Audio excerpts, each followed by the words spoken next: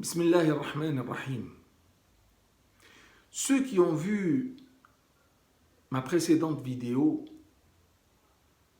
ont très probablement dû rester sur leur faim, tellement l'abord du sujet de la bonté infinie d'Allah s'est limité à sa définition et à l'évocation des histoires de Joseph et Moïse comme exemple de son manifeste.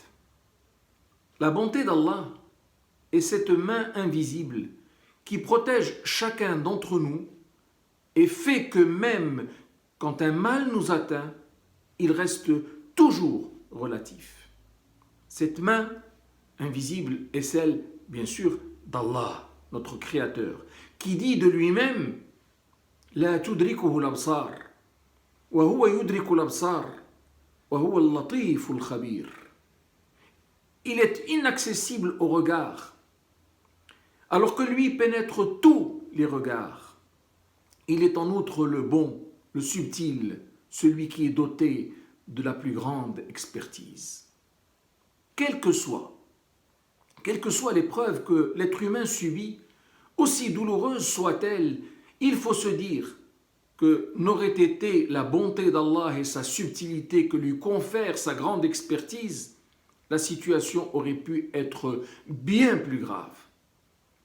C'est cette bonté qui fait que nos moyens de subsistance arrivent à nous, très souvent, sans que nous n'allions à leur recherche.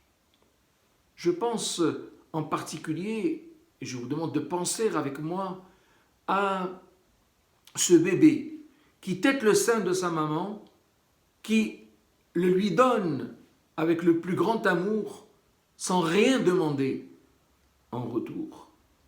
Je pense aussi à ce comateux qui reçoit son traitement de la part de son soignant, alors qu'il peut le laisser à l'abandon, mais la bonté d'Allah, la bonté infinie d'Allah et sa subtilité empêche le soignant d'en arriver là.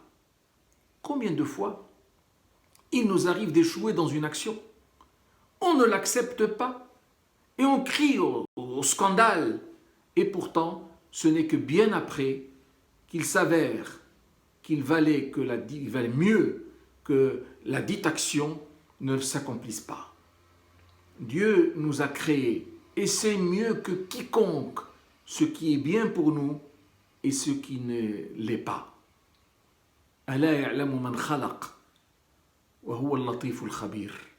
Ne connaîtrait-il pas qui a créé, alors que c'est lui le bon, le subtil, celui qui est doté de la plus grande expertise? Puissions-nous ouvrir grand nos yeux. Amen.